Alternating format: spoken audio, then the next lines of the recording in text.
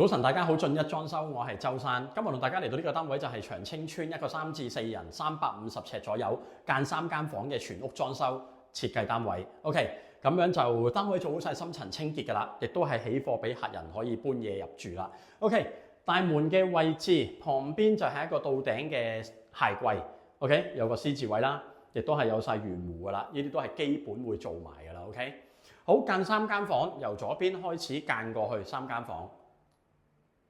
好，第一間房隱形門，再加呢個氣窗。好啦，開門入邊，裏邊咧就會係一個小朋友房。咁小朋友房啦，就會係一個3尺嘅高床，下邊有衣櫃，有樓梯櫃筒上落，有書台喺旁邊。咁然之後有個吊書櫃。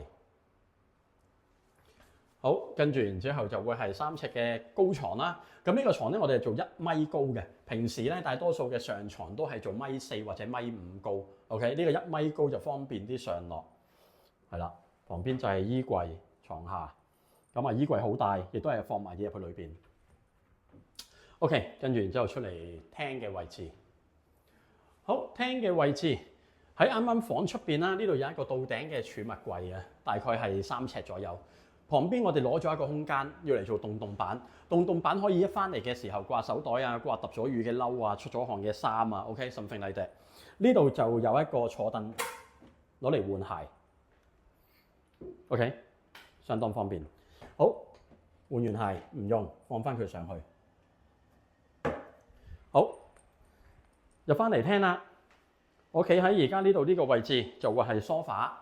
咁然之後咧，旁邊將來應該就係擺飯台㗎啦。然之後呢度就係 C 字櫃，跟住然之後到頂 C 字櫃有台面，然之後呢度嘅位置要嚟放神像嘅。OK， 係啦。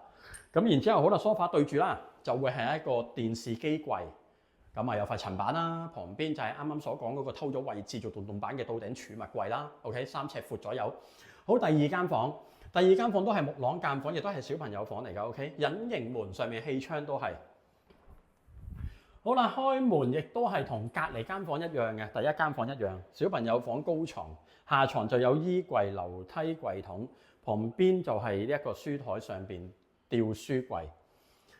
OK， 咁樣就3尺高床啦，亦都係1米高，方便上落。好，跟住然之後井字形單位呢一個格式咧，喺呢個位置就首先係廚房嘅，係啦。咁啊，廚房做翻個門框啦，跟住然之後好啦。見到廚房就會裏邊有煮食爐啦、地櫃啦，咁然之後吊櫃、抽油煙機，好，然之後旁邊曲尺過去就會係一個台中盤 ，OK， 呢度做埋一個少少嘅曲尺位，可以要嚟放下飯煲啊，放下呢一個微波爐啊、水機咁樣啦 ，OK。第三間房咧咁樣就都會係呢一個木廊去間房，主人房嚟嘅 ，OK。咁好啦，4尺半嘅電動油壓床。然之後咧，床頭位置就會係到頂嘅衣櫃。好，咁啊，電動油壓床咧，其實就係我揸住嘅呢一個 control。好，見到有個 up 字，我哋撳個 up 字，佢就會自己升高噶啦。好，緩緩升起。OK， 升起之際啦，睇到呢度咧，其實都有個氣窗嘅，呢度有個燙窗。係啦，一開呢個燙窗，啲風就嘭嘭聲㗎啦。OK， 咁好啦，跟住喺呢個時候，我哋就睇一睇騎樓。好，騎樓就會係玻璃燙接門。出到嚟啦，幫客人做埋一套燙窗。然之後一邊廂就會係雪櫃、洗衣機。咁而另一邊廂，嘣。OK， 就會係上下嘅鏡櫃，係啦。而呢度就係呢個洗手間位置，燙接門啦。好，洗手間裡面啦，係啦，馬桶啦。